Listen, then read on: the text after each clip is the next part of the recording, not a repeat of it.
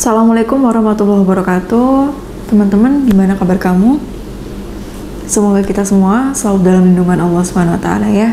Amin ya rabbal alamin. Oke teman-teman, bersama aku Devi Puspita. Jadi kemarin kita sudah bahas tentang apa yang menyebabkan seorang ibu tega membunuh anaknya sendiri. Apa penyebab terjadinya kasus pembunuhan terhadap bayi oleh ibu kandungnya. Kasih sayang seorang ibu yang menyinari dunia seperti lagunya, kasih sayang seorang ibu sepanjang masa seperti peribahasanya, tidak berlaku pada kasus yang kita bahas di video sebelumnya. Seorang ibu di kota Surabaya yang tega menganiaya anaknya sampai meninggal dunia ketika anaknya masih berusia 5 bulan, dan lebih sedihnya lagi mengetahui kondisi anaknya yang sudah meninggal tidak langsung dimakamkan, tapi malah ditinggal pergi ke Jogja bersama dengan suaminya hingga berhari-hari di kamar sampai kondisi membusuk. Kita sudah bahas apa yang menyebabkan ini terjadi, kemungkinan apa yang terjadi pada kondisi psikis pelaku, apa yang menyebabkan terjadinya kasus pembunuhan terhadap anak yang dilakukan oleh ibunya. Kalau teman-teman lihat di video sebelumnya, silakan, kita sudah bahas di sana. Dan sekarang kita akan membahas pelajaran apa yang bisa kita ambil dari peristiwa ini untuk kedepannya agar tidak terjadi lagi, entah kita sebagai lingkungan atau sebagai diri kita pribadi. Karena ketika kita berbicara tentang masalah hidup, ketika kita berbicara tentang ujian kehidupan, yang namanya selama masih kita hidup, itu pasti ada ujian yang Allah berikan sesuai dengan kapasitas kita. Dan tujuan ujian itu sendiri bukan untuk memberikan penderitaan kepada siapa yang menghadapinya, tapi jika kita bisa melihat dari sisi positifnya, kita bisa naik ke level selanjutnya, kita bisa jadi lebih kuat daripada sebelumnya jika kita bersabar dan mau mencari cara bagaimana mengatasinya dengan cara yang sehat. Lalu bagaimana, apa yang perlu kita lakukan jika terjadi seperti ini? Karena disebabkan kasus ini terjadi, pelaku bilang dia mengalami stres, dia mengalami depresi karena bertengkar dengan suaminya. Dan bahkan menurut keterangannya, bukan hanya ini pelaku melakukan kekerasan atau penganiayaan terhadap anaknya, tapi ketika dia bertengkar dengan suaminya, itu selalu melampiaskan emosinya kepada anaknya dan bahkan kepada ibu kandungnya, yang ibu kandungnya sendiri atau nenek korban menyampaikan dia pernah atau sering dipukuli oleh pelaku. Jadi teman-teman, yang pertama kita perlu belajar tentang manajemen emosi, bagaimana cara menghadapi dan mengatasi reaksi emosi yang kita rasakan ketika kita menghadapi ujian yang menurut kita itu berat, yang menurut kita ini kenapa sulit untuk dihadapi ya, yang mungkin membuat perasaan kita merasa tidak nyaman.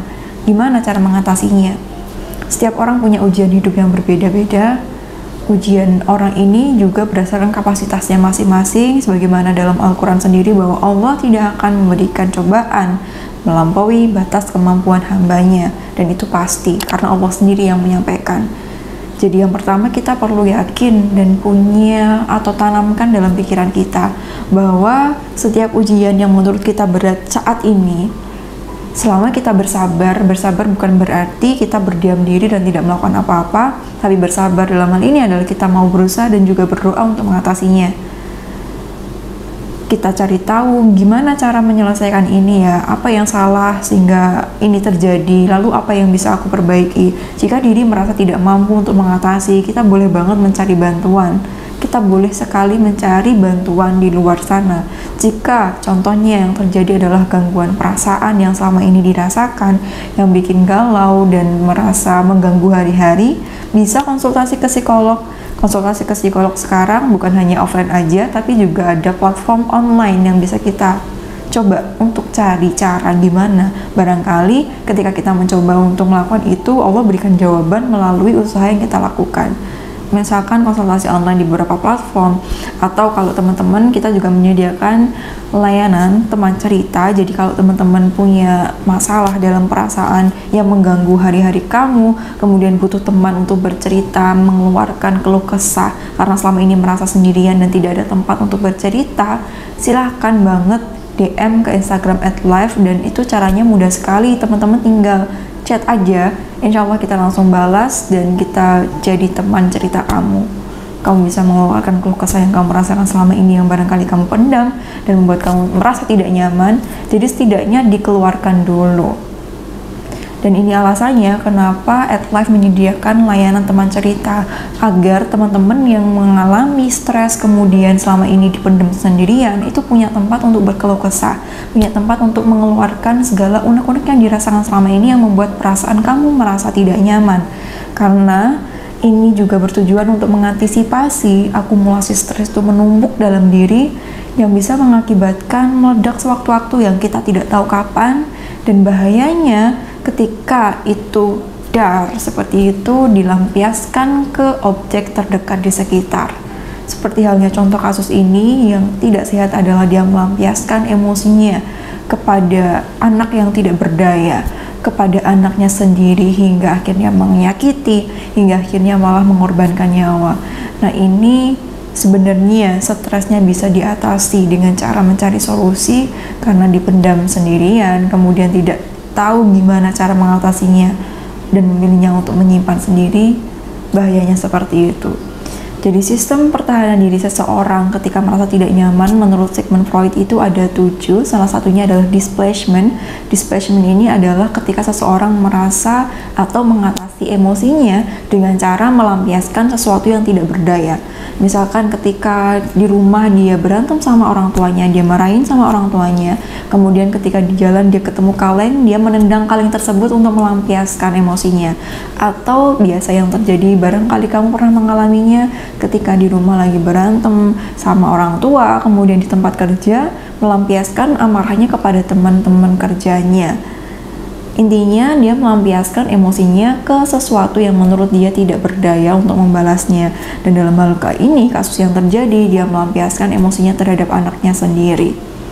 Ini bahayanya. Makanya ketika kamu merasa stres, ketika kamu merasa ada yang tidak nyaman dalam perasaan kamu yang kamu rasakan, itu cari tahu gimana ya caranya aku mengatasi ini. Dimulai dari mengenali perasaan diri kamu dulu. Kok aku merasa perasaan aku nggak nyaman ya, ini kok ganggu banget ya. Kemudian tanyakan gimana cara mengatasinya, gimana solusinya agar ini bisa diatasi. Untuk kamu yang beranggapan masalah itu akan selesai kalau kamu pakai buat tidur, itu akan hilang dengan sendirinya, itu tidak bisa. Karena masalah yang kita rasakan itu bukan untuk dihilangkan atau diabaikan, tapi dia hadir untuk diatasi. Seperti itu.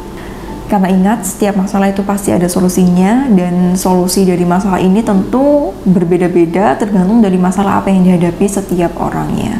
Jadi yang pertama, cara mengatasi stres, cara mengatasi emosi yang kamu rasakan dengan mencari tahu gimana solusinya yang sehat untuk mengatasi ini.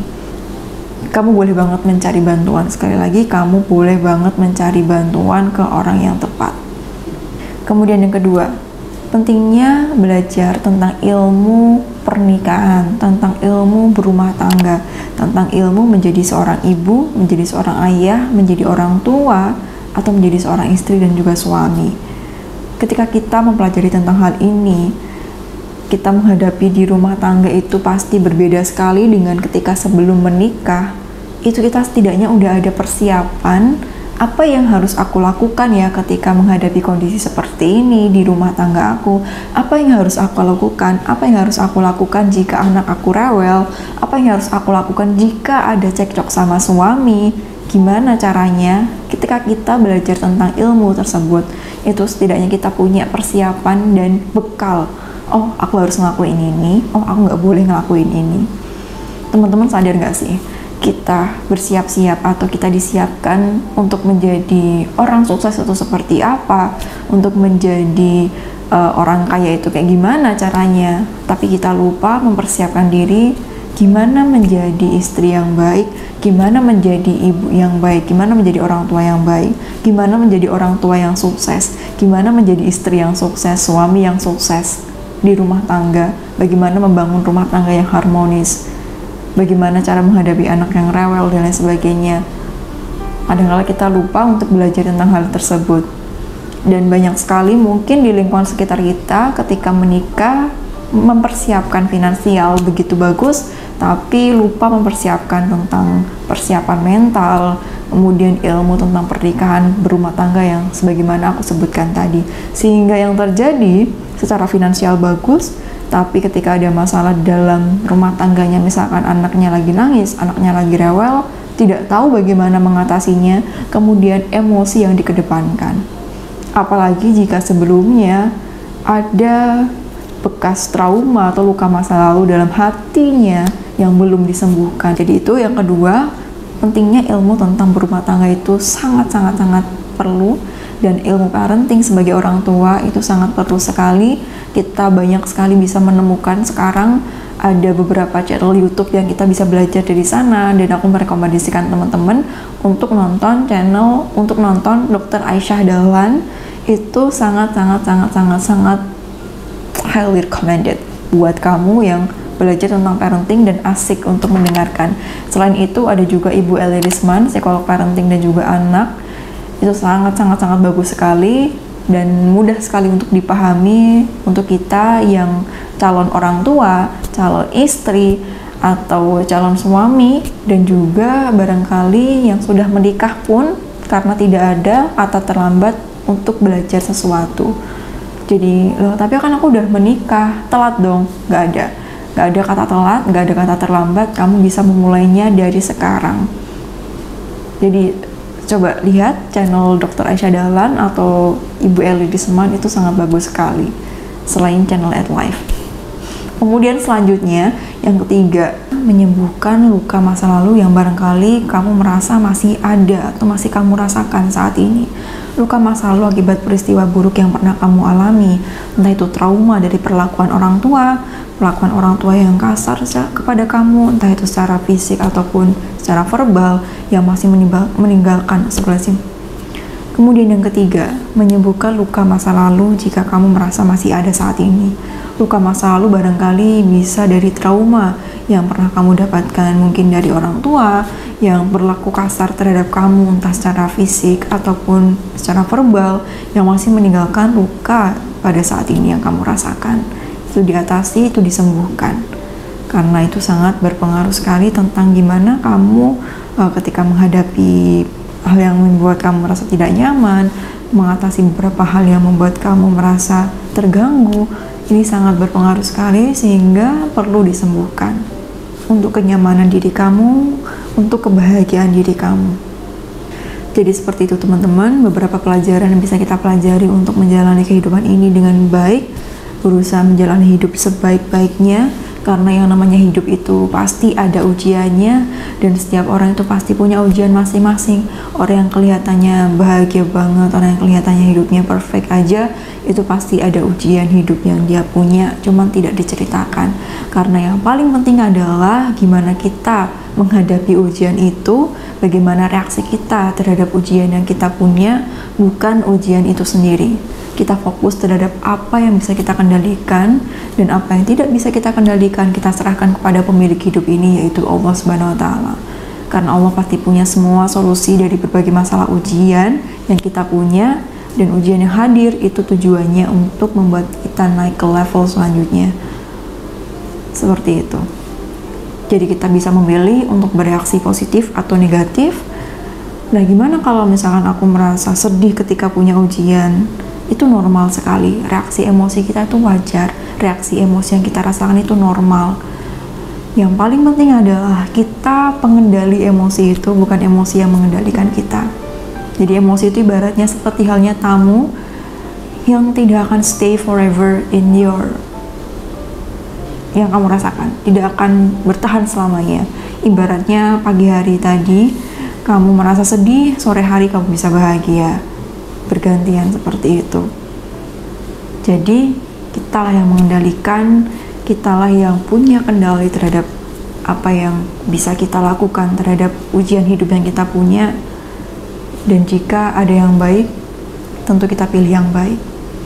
Seperti itu teman-teman. Jika kamu punya beberapa hal yang membuat kamu merasa tidak nyaman dan kamu butuh teman cerita, silakan At Life menyediakan layanan teman cerita.